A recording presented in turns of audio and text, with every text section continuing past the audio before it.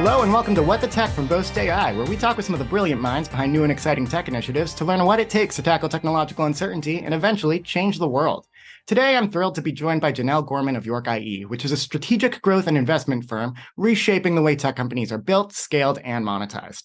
Janelle is CFO at York, where she is tasked with financial reporting and analysis, compliance, and financial operations to support and drive growth.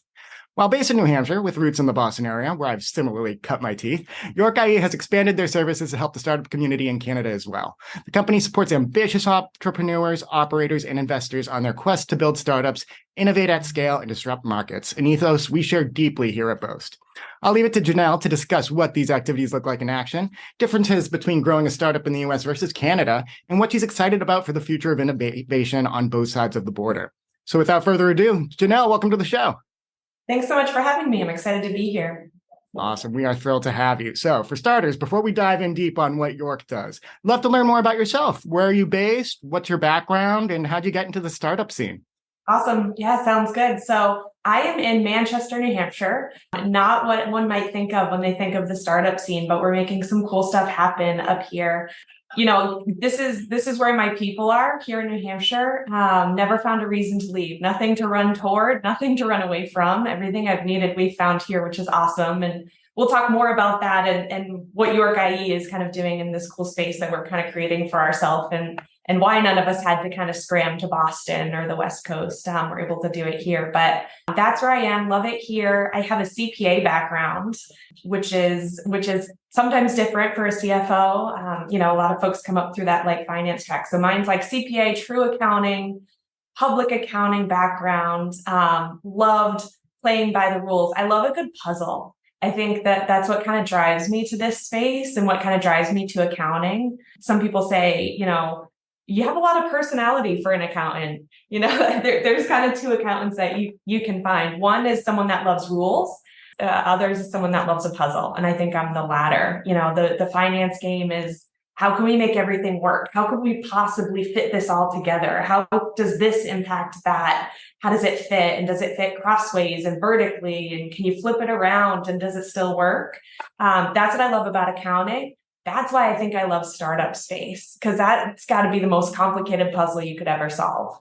There's nothing simple about it. And the pieces are always changing. So super fun challenge. That's me. That's where I find myself.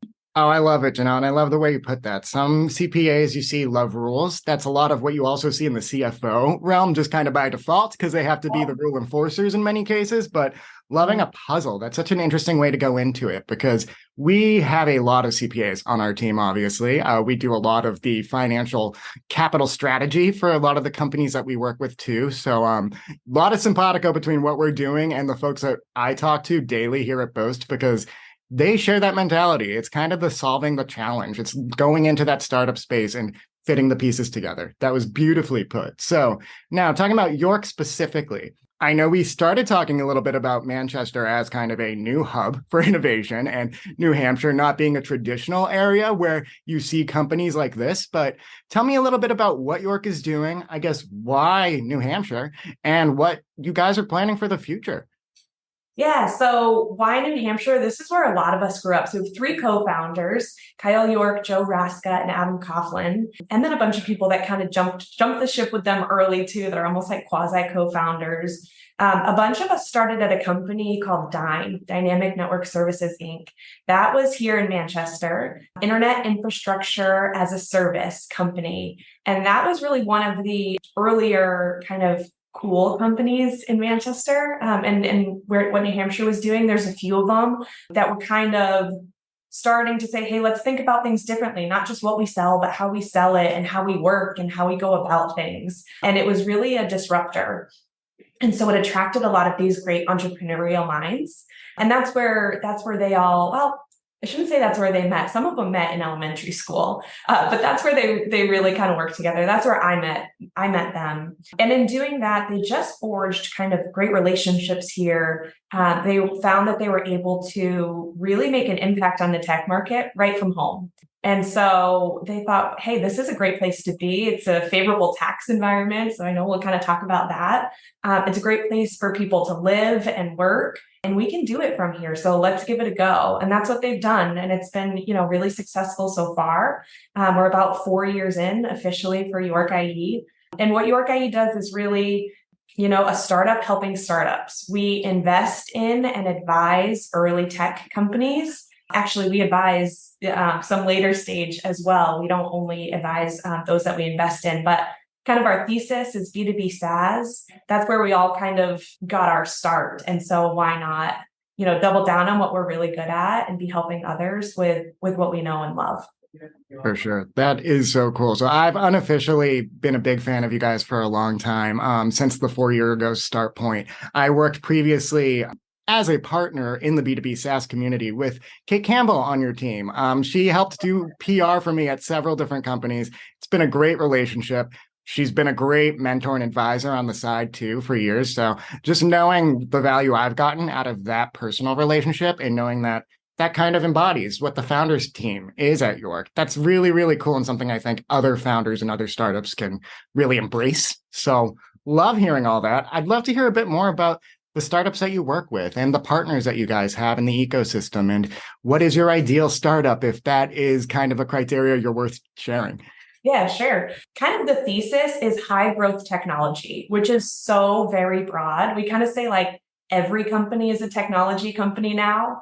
And if you aren't, you probably should look at becoming one, whether you sell food or you're in healthcare or you're in beauty products or you are in true traditional software. But we think everybody's really a tech company. So we love working in all sorts of industries. It keeps things pretty interesting as we jump from call to call where, one will be talking about, seafood, and the next we're talking about, recruiting or healthcare staffing. And the next we're talking about like really true platform development and software services. So industry agnostic, but really that high growth tech background. When we think about our investments, we're an early stage investor.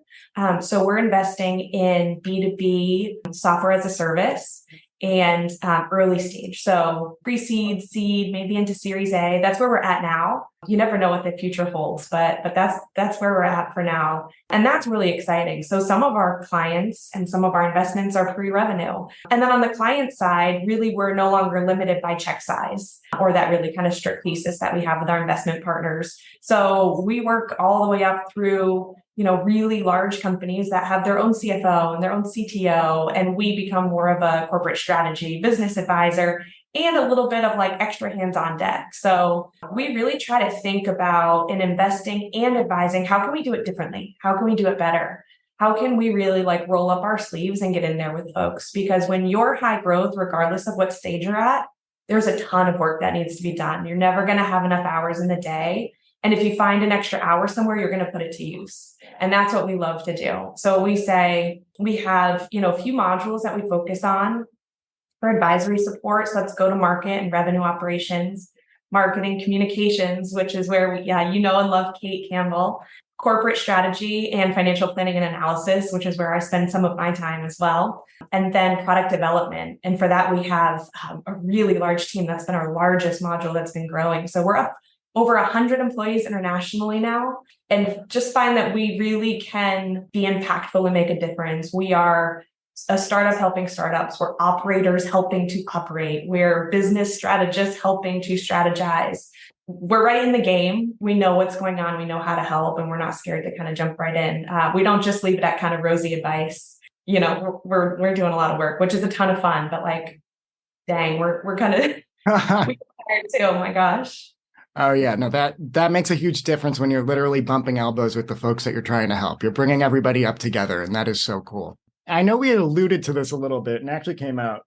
Before I dive into that, actually, I was really interested to hear about the product component of what you guys bring to other companies. That feels like a very unique differentiator compared to the other, not incubator accelerator programs that we've spoken to, but just the other communities. It's a lot more like, okay, you're on the product team. We're going to let you guys focus on that. We'll take over that more go-to-market stuff. So you guys are very holistic in your offerings. Is that a good read?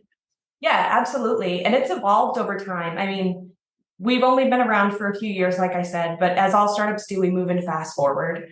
And we've really grown and evolved and matured in what our service offering is. And we've tried a few modules that, the market didn't necessarily want or need at the moment. And we've pivoted, but we've found, I think the offerings that we have now are really matching the key components of what you need to be driving high growth. Right? If there's a plethora of business needs, you could consult on hundreds of topics. But really, where we're focused on in that go-to-market dev and go-to-market kind of being revenue operations and marketing communications, and then having that finance and corporate strategy to overlay it, that's like really kind of the nuts and bolts of what you've got to get done for a startup and a high growth. You need to have product market fit first and foremost, right? So even just our two words, right? Product market, they're right in there. You need to know what your market wants, how to communicate with them, and then how to build a product that matches that and really fits. And then overlaying all of that, how are you possibly going to fit that puzzle together and get it done? How much do you need to raise if you're going to be going out for fundraising? How much of your cap table can you afford for dilution? What's your tolerance there? How much capital runway do you have? When you fundraise, how much capital runway do you need to be fundraising at that time before you think about a next one? Who are you going to be hiring? What's their sales quota? How many clients per customer support person? All these things kind of come into like that puzzle, right? So when we think about finance, it's so far beyond just a cash balance or a P&L or a balance sheet. We're building that puzzle. And so I think that's why we found a really great acceleration and growth in the clients that we serve and how many we serve and really what we're up to, because that's the core of what they're really needing. And so our product team, they're incredible. Like I can't say enough about this team. It's led by our CTO, Mike Vayu, our kind of head person out in India is Cal Rep, Parsana. He leads an amazing team of people that just do truly incredible work that they're passionate about. Because we partner with India, we can do it at a price that's manageable for startups. But with the overlay of the US team and the India team working together, we really make sure that we're delivering at the needs of a US client that knows the US market and probably is still just going for a US customer base. Not many are like going like with a super international go-to-market motion just yet. Yeah, so we find that, being in the mix, having developers that are developing our own platform called Fuel, which you've got to check out. It's incredibly powerful. The milestones and features and functionalities that they've built on that platform is just like absolutely incredible. I could talk about that all day. But we're building our own platform along with helping others build theirs, and then being an extension of their team sometimes. So if I'm working with a client in finance, and I'm looking through their P&L, I'm like, okay, we need to drive new client adoption. This is the new feature that's going to come out that's really going to drive our go-to-market motion. We're making all these puzzle pieces fit. We're like, well, what if we could bring that feature forward 3 months? Can our development team even come in and help you accelerate that roadmap without having to hire 2 more full-time devs that, once that feature is launched, you don't necessarily need them anymore. So it can be when we say extension of your team, it can be ongoing. We've had clients that have been here for a couple of years, or it can be just an accelerator. Like, hey, can I grab 2 devs just for this 3-month project that can help me push through? Or, can I spend a day with you on site going through my strategy and you can poke holes in it and show me your model and you can poke holes in that. So the extension of the team model really works both for ongoing engagements or for just kind of project accelerators. No, that is awesome. And especially with the companies at the stage that you primarily work with, a lot of them are still pulling that MVP together. So having that additional set of eyes and an additional set of expertise really to understand, okay, this is how we get it to where we need it to be to just get that product market fit understanding in place. That's so valuable. Yeah. So now I'd love to dig in a little bit more into your area of expertise. You had mentioned earlier that New Hampshire is a very friendly environment from a financial standpoint to launch a startup. United States as well. And I know that you guys are starting to help some Canadian customers too. Could you tell me about some of the differences, the pros, the cons, what you think you'd recommend maybe for startups who are growing in your locality or maybe looking to grow in the US versus Canada? Yeah, for sure. We actually have 3 employees in Canada now. Wow. Yeah, so we did a small acquisition of Jameson Strategies. Must have been at least a year ago now, maybe two. I don't know, time flies in this startup speed. Yeah, great folks that we met up in Ottawa, and we scooped them up. And they're doing our revenue operations module, and they're absolutely killing it. They're tremendously valuable to the clients that they serve, and to the York IE internal team. But isn't that just like the wildest example of how quickly one can go international without even meaning to? When I was, back when we were talking about them, my CEO Kyle was like, I found the most amazing, group of individuals for revenue operations. They're doing tremendous work. They fit perfectly in our space. And I said, I crossed my fingers actually and said, please let them be in the US just to make my life easier, right? Nope, sure enough, they're in Canada because we had just gotten through the India acquisition. And it gets easier and easier, so not only are we meeting people that may be international, but hiring them wasn't all so difficult. And actually we found some really great relationships in Canada and some really great programs. So I think it's come a long way. Back in my Dime days, we did a lot of international stuff. And even then, just, I don't know, how long ago was that? 7-10 years ago? I don't know.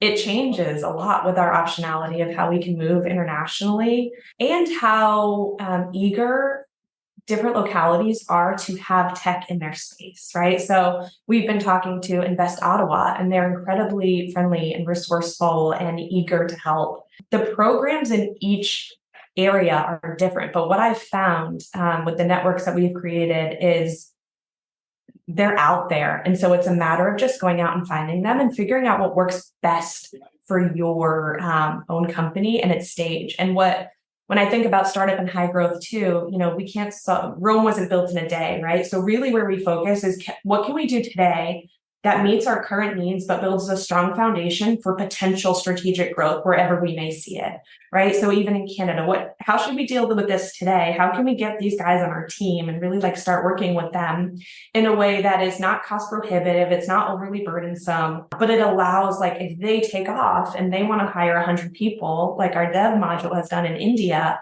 then we're able to do that and we're able to pivot. So we focus a lot on kind of foundational strength, and that includes international expansion. So, we looked into employer of records for international hiring. That can be a great resource. Do we want to open our own subsidiary? Even when we're doing acquisitions, is it easier to acquire that company or to close that company and start a new one and move everybody over? So that's some of the work that we actually do with our clients is kind of, okay, tell me strategically what you want to accomplish.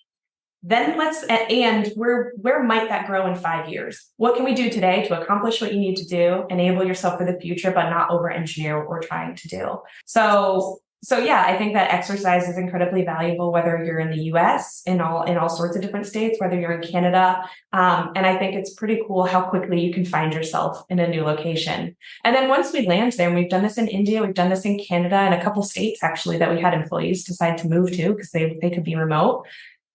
Get to know your government and your groups as soon as you get in there, or as soon as you think you might be getting in there. You're not going to know the tax environment or the grants that are available or those support programs or whatever it may be of every place to really make your choices. But once you have some options of, hey, we might go here, we might go there, dive in, reach out to your small business administration or Invest Ottawa or your different government groups, nonprofit groups that are there trying to really create a hub.